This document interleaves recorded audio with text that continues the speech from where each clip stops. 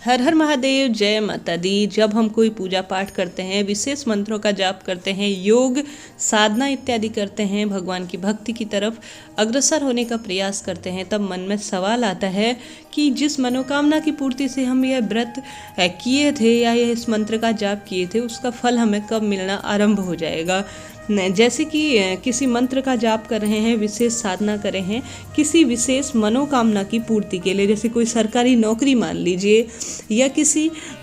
स्त्री से आप विवाह करना चाहते हैं, किसी लड़की से विवाह करना चाहते हैं, या कोई विशेष इस तरह की मनोकामना हो जिस पर आप हाथ रख के कहते हैं कि यही मेरी मनोकामना अपने भगवान से प्राप्त करनी है। ऐसे में भगवान इस मनोकामना को कितने समय बाद पूर्ण करेंगे। देखिए, भगवान जो है किसी भी तरह के योग जो है वह पूर्व जन्म के साथ ही भगवान उन योगों को बनाकर भेजता है। कहने का अर्थ है कौन सा योग आपका सफल समय पर उस समय पर पूर्ण होगा। जैसे कहने का अर्थ है कोई साधना आप करते हैं, मंत्र का जाप करते हैं, उससे आपके तपोबल में तो दिन प्रतिदिन वृद्धि होती चली जाती है, परंतु आप जिस मनोकामना की पूर्ति के लिए उस तपोबल को कर रहे थे, उस योग को कर रहे थे, उस साधना को कर रहे थे, उस व्रत के कारण आप पूजा पाठ है, कहने का अर्थ है उस मनोकामना, जैसे आपने किसी सरकारी नौकरी के लिए सोच रखा है कि इस मनोकामना की पूर्ति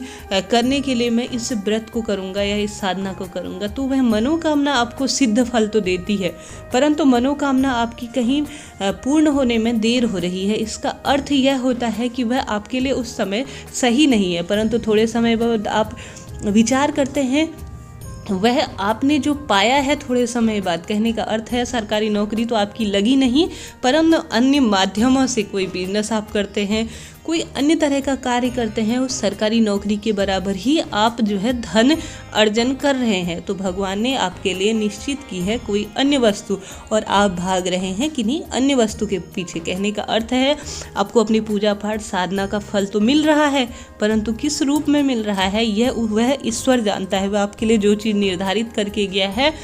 करके उसने भेज रखा है, आपके कुंडली में जो योग बन रहे हैं उसने पहले से ही बना कर रखे हैं। आप उस चीज़ पर उंगली रख कर कह रहे हैं कि मुझे यह सरकारी नौकरी चाहिए, भगवान मैं साधना कर रहा हूँ, मंत्रों का जाप कर रहा हूँ, पूजा पाठ कर रहा हूँ, परंतु भगवान ने आपके लिए उससे बेहतर कोई चीज़ सोच रखी है, परंतु आप भाग रहे हैं उसके पीछे और भगवान से कह रहे हैं कि इस मनोकामना को इस समय पूर्ण कर दीजिए, परंतु भगवान ने तो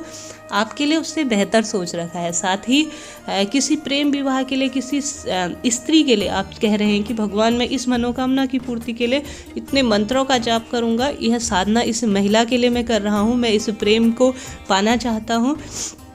या मैं इस स्त्री से विवाह करने के लिए सोमवार के व्रत कर रहा हूँ, परंतु आपका विवाह उस स्त्री से ना होकर उसी के समान गुणों वाली अन्य स्त्री से हो जाता है। तो ऐसे में